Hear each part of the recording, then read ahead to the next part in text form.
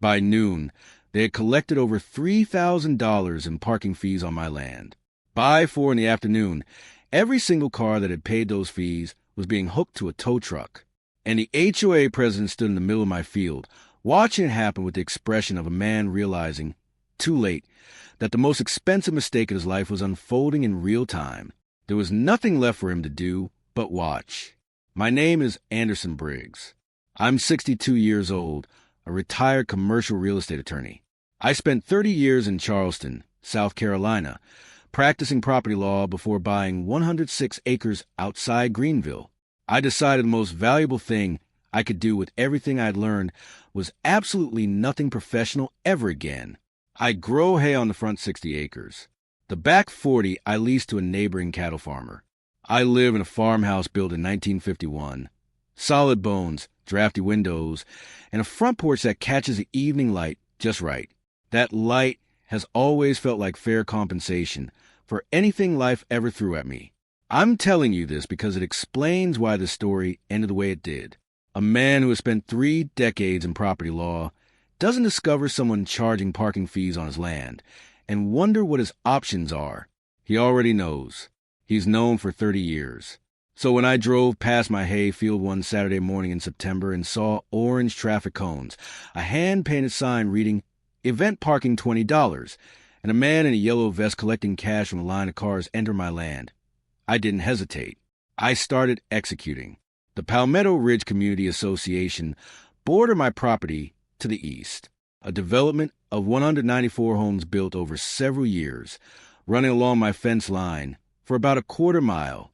For 5 years, we coexisted without issue. No disputes, just the occasional wave from residents walking along their side of the fence. The HOA president, Victor Slade, had been in charge for 2 years. He believed revenue generation and community improvement were basically the same thing. His background was in hospitality management. He knew how to monetize space, and he looked at my open field the way a hotel manager looks at an empty conference room. Opportunity.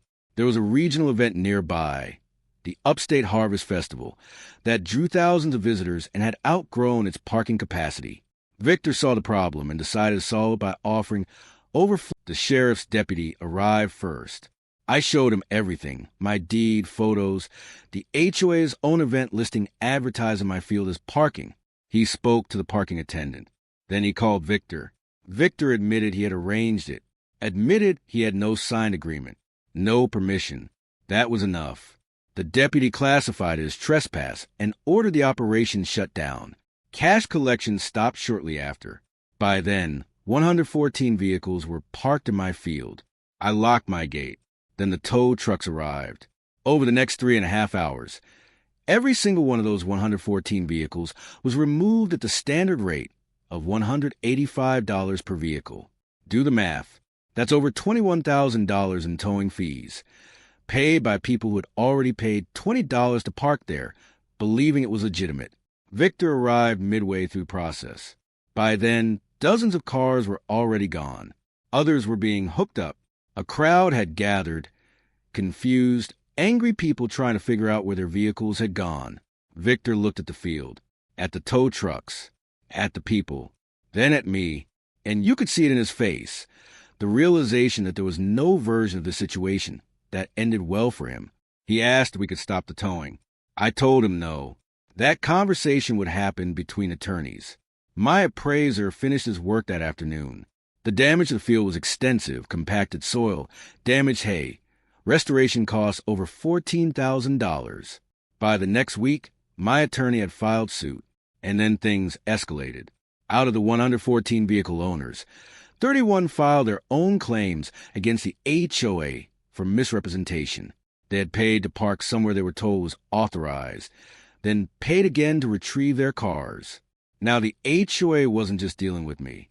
They were dealing with 31 additional lawsuits. Their insurance company pushed for settlement. Hard. Within weeks, everything came together.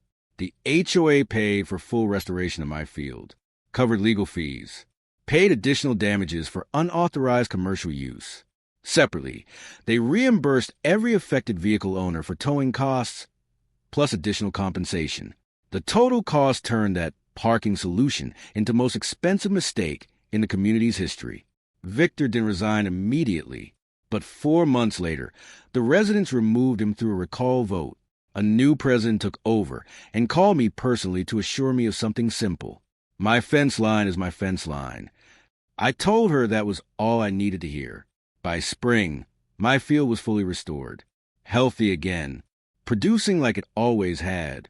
And standing there one morning, looking at that new growth, I thought back to that Saturday. The cones, the sign, the man collecting money on land that wasn't his. They had seen open space and assumed it meant permission. It doesn't. Open land belongs to someone, and in this case, it belonged to someone who knew exactly what to do.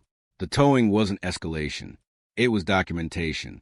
It created a clear, undeniable record of trespass, one that no conversation could have replaced.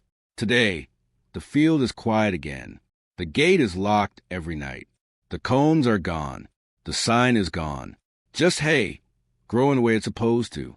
And if anyone ever drives past and sees available space,